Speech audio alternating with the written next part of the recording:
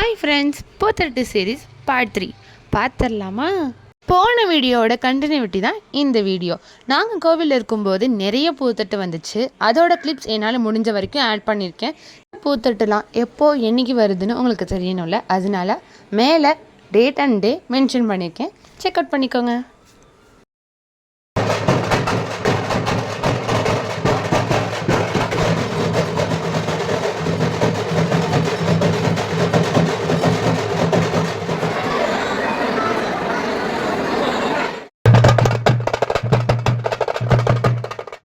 இன்ஸ்டாகிராமில் பார்க்குற எல்லாருக்கும் என்னோட மனமார்ந்த நன்றி.